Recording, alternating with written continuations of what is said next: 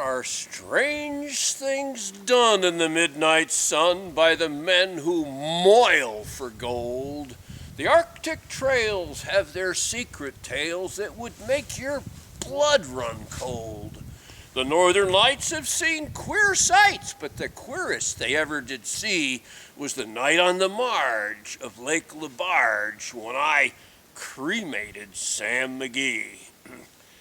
Now, Sam McGee was from Tennessee, where the cotton blooms and blows. Why he left his home in the South to roam round the pole, God only knows. He was always cold, but the land of gold seemed to hold him like a spell. Though he'd often say in his homely way, "I'd rather live in hell." On Christmas Day, we were mushing our way over the Dawson Trail. Talk of your cold through the parka's fold, it stabbed like a driven nail. If our eyes we'd closed, then the lashes froze, until sometimes we couldn't see. It wasn't much fun, but the only one to whimper was Sam McGee. And that very night, as we lay packed tight in our robes beneath the snow, the dogs were fed and the stars o'erhead were dancing heel and toe.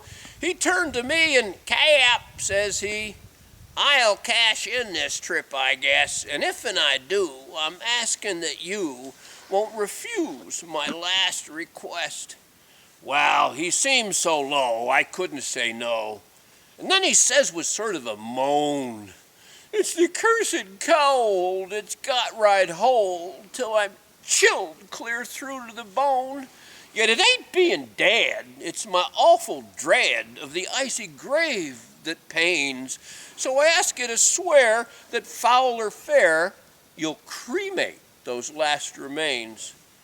Well, a pal's last wish is a thing to heed, and I swore I would not fail. We started at the streak of dawn, but God, he looked ghastly pale. He crouched o'er the sleigh, and he raved all day of his home in Tennessee, and before nightfall, a corpse was all that was left of Sam McGee.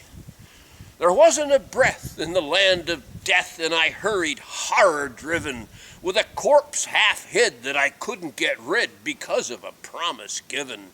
It was lashed to the sleigh, and it seemed to say, "You may tax your brawn and brains, that it's up to you, you promise true, to cremate those last remains."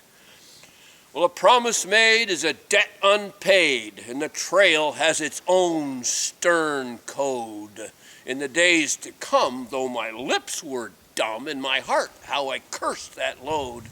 In the long, long night with a lone firelight, while the huskies round in a ring howled out their woes to homeless snows. My God, how I loathed that thing. And day by day that quiet clay seemed to heavy and heavier grow. But on I went, though the dogs were spent and the grub was getting low.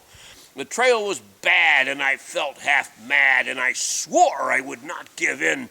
I'd often sing to the hateful thing and hearken with a grin, till I came to the marge of Lake Labarge, and there a derelict lay. It was jammed in the ice, but I saw in a trice it was called the Alice May. I looked at it, and I thought a bit, then I looked at my frozen chum. Then, "Here," said I, with a sudden cry, "is my crematorium." Some planks I tore from the cabin floor and lit the boiler fire. Some coal I found that was lying around, and I heaped the fuel higher. The furnace roared, and the flames just soared, such a blaze you seldom do see. And I burrowed a hole in the glowing coal, and I stuffed in Sam McGee. Well, I took a hike because I didn't like to hear him sizzle so. It was icy cold, and the hot sweat rolled down my cheeks, and I don't know why. And the inky smoke in a greasy cloak went streaking down the sky. I do not know how long in the snow I wrestled with grisly fear. I was sick with dread, but I bravely said, "I'll take a peep inside. I guess he's cooked." It's time I looked. The door Open, there's that Sam looking cool and calm in the heart of the furnace roar. He wore a smile, you could see a mile, and he said, please close that door. It's fine in here, but I greatly fear you'll let in the cold and storm. Since I left Plum Tree down in Tennessee, it's the first time I've been warm.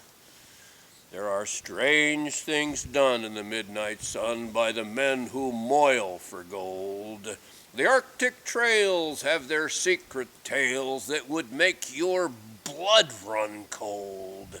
The Northern Lights have seen queer sights, but the queerest they ever did see was the night on the marge of Lake Labarge when I cremated Sam McGee.